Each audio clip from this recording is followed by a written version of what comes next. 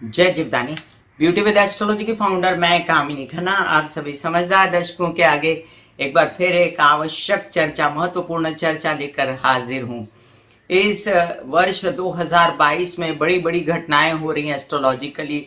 राहु, केतु, शनि, गुरु सब बदल रहे हैं। और बात करें हम राहु की तो उसका सविस्तर वीडियो मैं आपको दे चुकी हूं, डिस्क्रिप्शन में लिंक डाल देती हूं। आज चर्चा कर रहे हैं हम केतु की के राहु जाएंगे मेष में तो ऑब्वियसली केतु भी जो हैं वो तुला में चले जाएंगे। इस चर्चा को मैं आगे बढ़ाऊं इससे पहले आपसे नम्र निवेदन कर दूं कि सब्सक्राइब कीजिए मेरा YouTube channel YouTube/beauty with astrology। जब आप सब्सक्राइब करेंगे तो पॉपअप होकर ऊपर बेल बटन आएगा और उसे क्लिक करते ही मेरे चैनल की सभी जानकारियां आप तक सबसे पहले पहुंचती रहेंगी। और आपको अगर कंसल्टेंसी चाहिए तो व्हाट्सएप नंबर मैंने दिया हुआ है इसी वीडियो के अंदर, उस पर जाकर आप मुझे व्हाट्सएप कर सकते हैं। और मैं जो राशिफल बताऊंगी वो लग्न के अनुसार होगा और राशि दोनों के अनुसार होगा, क्योंकि जब भी राहु, केतु, गुरु या शनि की बात की जाती है तो मैं राशि और लग्न दोनों के हिसाब से कॉम्बिनेशन में आपको बताती हूँ राशिफल। अब ये भी याद रहे यहाँ पर कि जो केतु है वो राहु का ही आधा धड़ है। राहु क्या है? राहु ऊपर का हिस्सा है, सिर के ऊपर का हिस्सा, और केतु क्या है? गर्दन के नीचे का हिस्सा है। तो केतु को दिमाग नहीं है, केतु जो है वो बिना दिमाग के स्वैर भैर घूमता है। लेकिन एस्ट्रोलॉजिकली हमारे विद्वान जो कहते हैं वो केतु को फिर भी एक पायस ग्रह की तरह देखते हैं। केतु को, जैसे राहु को बिल्कुल राक्षस की तरह देखते हैं, राहु को शनिवत कहते हैं, तो केतु जो होता है वो कुजवत होता है। कुज मतलब मंगलवत होता है। और यहाँ पर जो केतु की तुलना की गई है वो बहुत ही फिर भी सात्विक की गई है। केतु की झंडे से तुलना की गई है।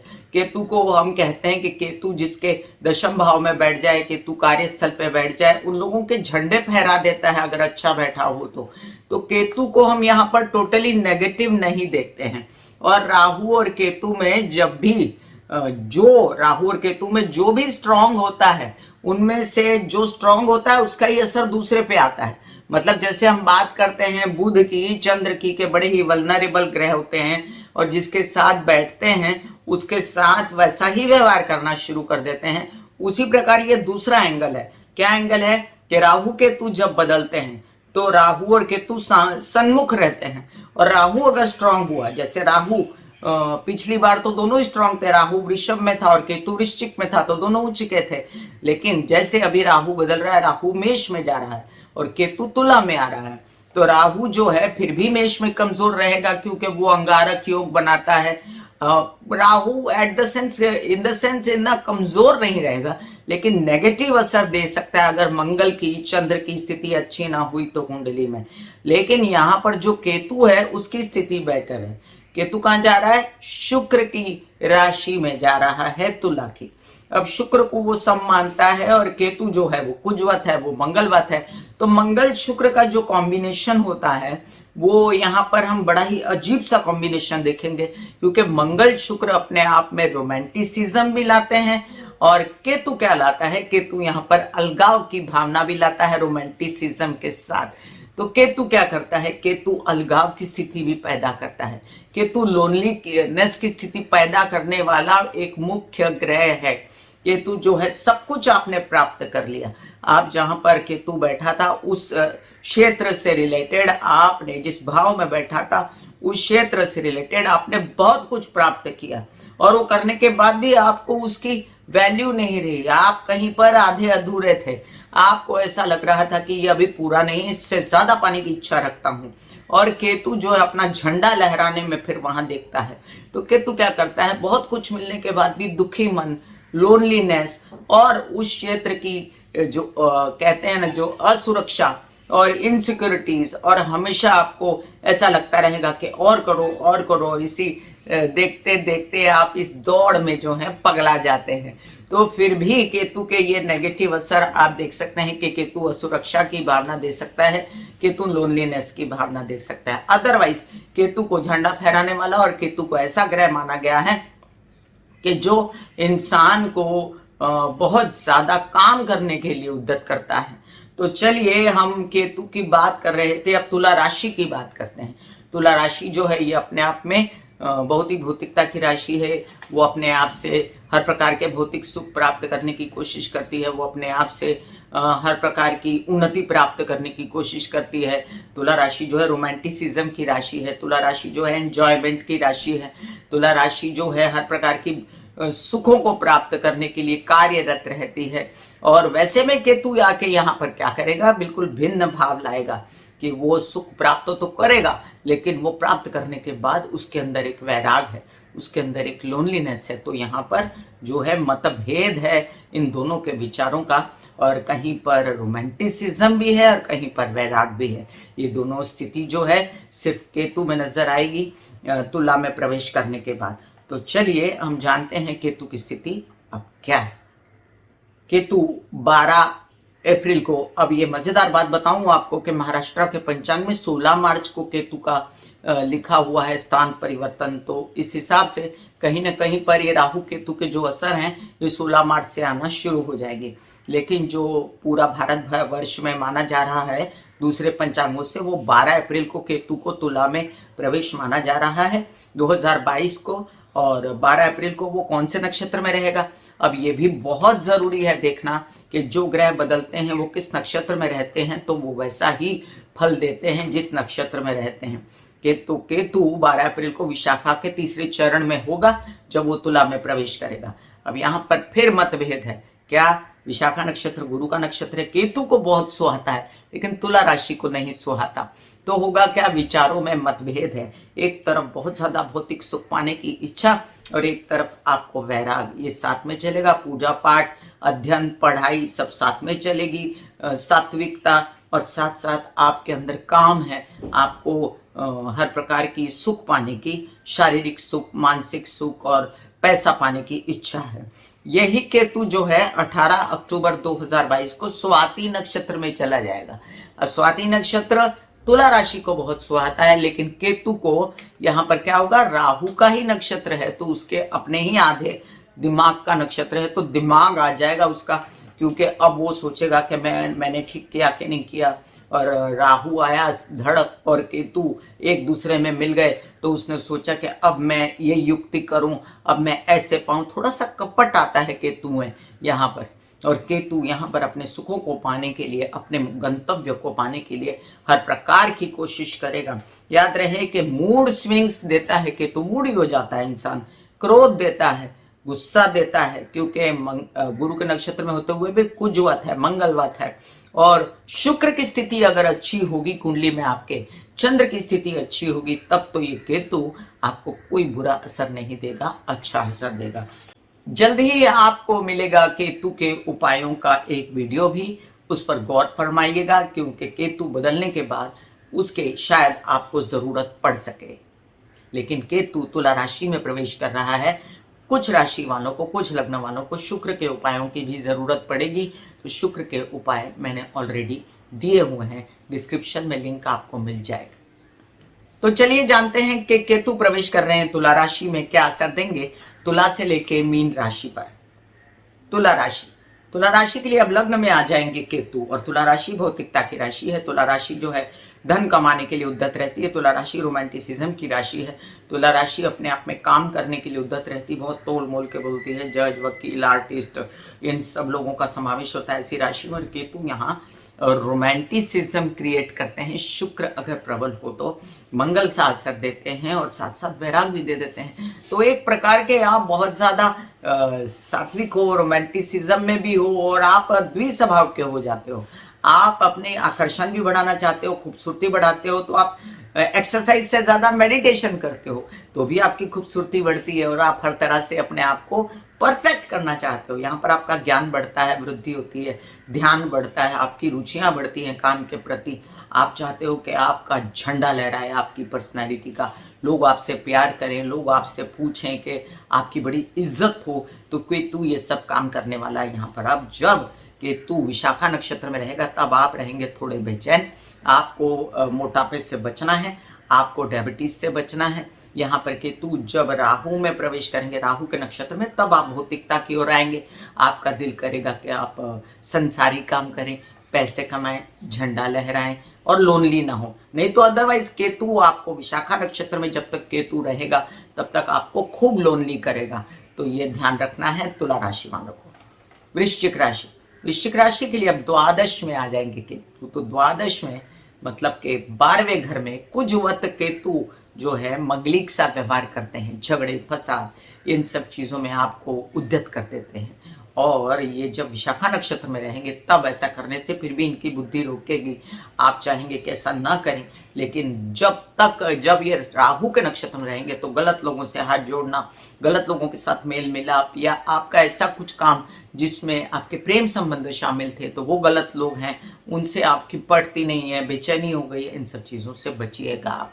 अब आपको केतु के उपाय नहीं करने हैं, आपको मंगल के ही उपाय करने हैं, जिससे आपको कई सारी उपलब्धियां हासिल हो सकती हैं। अब याद रहे कि केतु या विदेश रिलेटेड कामों को आधा अधूरा करवाते हैं। एक तरफ आपका मन है कि काम करो, एक तरफ आपका मन है कि ये जरूरत नहीं है, तो आप आधे अधूरे मन से काम करते हैं जिससे आपको पूरे रिजल्ट नहीं मिलते। आपके खर्चे जो हैं यहाँ पर आप लोनलीनेस के लिए करते हो, मतलब आपको अगर प्रेम संबंध आधे अधूरे छोड़ दिए आपने तो आपको हो गई लोनलीनेस, तो आपको वैराग हो गया। अब केतु याद रहे 12वें भाव में वैराग भी दिलाता है, मोक्ष का प्रदायक होता है केतु 12वें भाव में, और यहाँ पर आपको संन्यास की तरफ ले जाता है, धार्मिकता की सात्विकता की तरफ भी ले जाता है। बड़ी ही विचित्र सी स्थिति है यहाँ पर आपकी कि एक तरफ आपका प्रेम संबंध अगर टूटा है और नहीं भी टूटा है तो उसमें आपको वैराग है, उसमें खर्चों में आपको वैराग है, और कार्य आपको करने हैं लेकिन आपको एक अजीब सा अकेलापन है। इन सब चीज़ों से बचने के लिए आपको श्री गणेश की आराधना करनी है। मैं केतु के उपाय डाल दूंगी। धनुराशि, धनुराशि के लिए अब देखिए कि केतु की स्थिति आपके लाभ भाव में होने वाली है, तो आपके कोर्ट केसेस और आपके कुछ विवाद इन सब से बचना है पहली बात यहाँ पर। और आपका पैसा जो आया है वो पैसा आपको और चाहिए, आपको उस पैसे से संतुष्टि नहीं है क्योंकि केतु को झंडा फहराना है। आपको जो पैसा है उसको बढ़ाने की कोशिश करेंगे गलत तरीकों से, क्योंकि राहु दिमाग पे है, राहु गलत युक्तियां देगा।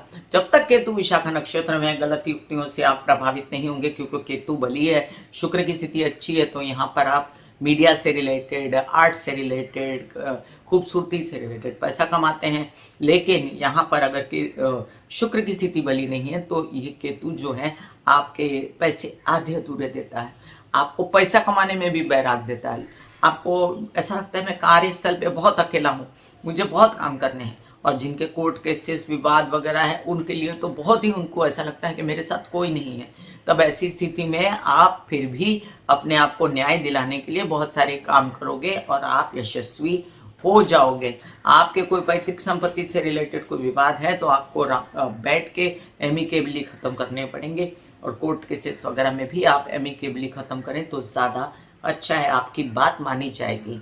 मकर राशि, मकर राशि के लिए अब केतु की स्थिति दशम भाव में, केतु बहुत अच्छी स्थिति है आपके लिए। अब कहेंगे कि राहु दशम भाव में अच्छा होता है, केतु नहीं होता, केतु भी होता है अगर वो अपने ऐसे भाव का जो स्वामी है, जो यहाँ पर शुक्र है, उसके घर में है। इसलिए अगर शुक्र अच्छा है तो आपको खूब सारा सपोर्ट करके मीडिया से रिलेटेड काम, आपके आर्ट से रिलेटेड काम, खूबसूरती से रिलेटेड काम, इसमें आपका झंडा फहरा देता है। आपके कई सारे ऐसे काम जिसमें केतु आपको आधे अधूरे मन की स्थिति है कि काम तो हो गए पूरे, आपने सोचा है आधे, मुझे मजा नहीं आया, मुझे इसमें संतुष्टि नहीं हुई, मुझे और करना है, तो इतना पाने के बाद करोड़ों रुपया पाया तो अब आपको अरबों पाना है, तो ये मन की स्थिति रहेगी। पिता का पूर्ण सहयोग रहेगा, उनकी तबीयत और आपकी तबीयत में किसी भी प्रकार की केतु के कार्यस्थल पर ज्यादा काम करने से, थकने से कोई प्रॉब्लम ना हो, कोई सिस्ट, कोई रसौली और कोई घुटनों में प्रॉब्लम, इन सब चीजों की ध्यान रखिएगा। चिड़चिड़ापन काम में मत करिएगा, हेल्पर्स के साथ और अपने पिता के साथ बना के रखिएगा। कार्यस्थल पर किसी से बेचैनी मत कीजिएगा। यहाँ पर केतु क्या करेगा, यहाँ पर केतु आपको यश दिलाएगा। कुंभ राशि, कुंभ राशि के लिए भाग्य भाव में केतु, कई सारे ऑफर्स होंगे आपको काम के, और वो ऑफर्स आप ले भी लेंगे, कार्य ले भी लेंगे आप, और लेने के बाद आप आधा आधा करेंगे और छोड़ देंगे, अब दूसरा करना है, इसमें मजा नहीं आया। ये स्थिति नहीं होनी चाहिए। काम में संतुष्टि नहीं, आपको अंदर से वैराग है, आपको अंदर से है कि खूब सारा काम किया लेकिन ये क्या हो रहा है, मुझे ऐसा लग रहा है कि मुझे ये काम नहीं चाहिए था, कोई दूसरा काम चाहिए था। तो इसमें अगर आपको सलाह चाहिए तो आपके बड़े भाई बहन आपका साथ दे सकते हैं। इसमें अगर आपको धार्मिक यात्रा होती है और आपका माइंड फ्रेश होता है तो बहुत अच्छी बात है। आप धार्मिक यात्राओं पर निकल सकते हैं, एंजॉय कर सकते हैं और धार्मिक के साथ साथ एंजॉयमेंट भी जुड़ी रहेगी। लेकिन जब तक विशाखा नक्षत्र में केतु है, मनस्थिति आपकी जो है एक विचित्र सी है कि आपको कौन से कार्य करने, भौतिकता के कार्य करने या सात्विक कार्य करने। तो आपको किसी से सलाह चाहिए तो आप अपनी माता से भी सलाह ले सकते हैं, जो आपको सही सलाह देंगे, एकदम एक्यूरेट सलाह देंगे। और अगर आपको अपना बिजनेस बढ़ाना है यहाँ पर, तो आपको केतु से रिलेटेड उपाय नहीं करने, क्योंकि कुजवत केतु, मंगलवत केतु और आपका परम शत्रु है मंगल। आपको उपाय करने हैं शुक्र के, शुक्र को स्ट्रांग करना है। शुक्र को स्ट्रांग करेंगे तो केतु अपने आप आपको अच्छा फल देगा। तो शुक्र को स्ट्रांग करने के लिए आप दुर्गा सप्तशती के पाठ कर सकते हो या शुक्र मंगल का एक कॉम्बिनेशन में उपाय कर सकते हो। वो क्या है? माँ की पूजा करना, दुर्गा की पूजा करना, गौरी माँ की पूजा करना। अब याद रहे यहाँ पर आपको कि आपके काम तो होने वाले हैं, बस आधे अधूरे मत छोड़िएगा। कोई भी काम लेकर उस काम को पूरा करिएगा। आपको कुछ ऐसे केतु काम दे सकता है जिसमें आपके ऑफर हों, आपको बड़े बड़े ऐसे चैनल्स होते हैं जहाँ पर आपको लेक्चर्स करने हैं, आपको धार्मिक कार्य करने हैं, आपको लोगों की भलाई करनी है। उसमें भी आपको भौतिकता शामिल रहेगी, आप पैसा भी पाना चाहेंगे, which is not bad, it is fair. तो करिए काम और आगे बढ़िए। मीन राशि, अब मीन राशि के लिए बात करूं कि केतु के तुला में, तो केतु अष्टम में चले गए। यहाँ पर केतु जो है अष्टम भाव जो है एक तरह से शनि भी कारक होता है, एक तरह से मंगल भी कारक होता है। और मंगल जो है यहाँ पर बली हो जाता है, वो मंगलिक सा व्यवहार करता है। केतु आपकी तबीयत खराब करता है, विवाहित जीवन में कलह क्लेश देता है, व्यावसायिक पार्टनर के साथ कलह क्लेश देता है। और इसमें विवाहित जीवन में विघटन नहीं लाना है, डाइवोर्स नहीं लेना है। आपको याद रखना है कि आपके अंदर एक है प्यारा सा इंसान, उसी को उजागर कीजिए। आपके अंदर रोमांटिसिज्म भी है, केतु के रहते, उसी को उजागर कीजिए। आप कर सकते हैं इसमें गणेश जी की आराधना या शिव जी की आराधना, जिससे आपको सुख शांति मिले। याद रहे कि इसमें आपको व्यावसायिक फायदा व्यावसायिक पार्टनर से उठाने के लिए बहुत तोल मोल के बोलना है। ज़्यादा चिड़चिड़ापन, गुस्सा, इन सब का प्रभाव नहीं दिखाना है। और पेट की समस्याएं, एसिडिटी, गैस, इन सब से बचना, ब्लड से रिलेटेड प्रॉब्लम, इन सब से बचना है आपको। अब याद रहे कोई इतनी बुरी स्थिति नहीं है, क्योंकि वो तुला राशि है। क्योंकि वहां पर कोई और राशि होती तो मैं कहती कि आपकी वहां पर जो इच्छाएं हैं वो अधूरी रहेंगी। यहाँ पर क्या होगा, ये तुला राशि काम वासना की शुक्र की राशि भी होती है। तो यहाँ पर यह भी हो सकता है कि अत्यधिक काम आपके शरीर में बढ़े और उसकी पूर्ति ना होने के कारण आपको चिड़चिड़ापन या बेचैनी हो। तो आपको सलाह दी जाती है कि आप मेडिटेशन करें, आप हनुमान जी की आराधना करें, आप गणेश जी की आराधना करें। तो ये अपनी अपनी राशि के अनुसार उपाय भी बदल जाते हैं। व्यवसाय को बढ़ाने के लिए भी आप केतु को यहाँ पर सात्विकता से रिलेटेड व्यवसाय अगर बढ़ाने हैं 18 अक्टूबर से पहले तो वो काम हो सकते हैं। उसके बाद यहाँ पर थोड़ा सा संभल के ही रहना पड़ेगा जब राहु के नक्षत्र में केतु आएगा। मैं कामिनी खन्ना बता रही थी तुला से लेके मीन राशि पर केतु के तुला में प्रवेश करने का प्रभाव। और आपको वीडियो कैसा लगा मुझे ज़रूर बताइएगा, आपके कमेंट्स का मुझे इंतज़ार रहता है। फिर मिलूंगी इसी तरह कोई और चर्चा लेकर, तब तक के लिए आज्ञा दीजिए। धन्यवाद और नमस्कार।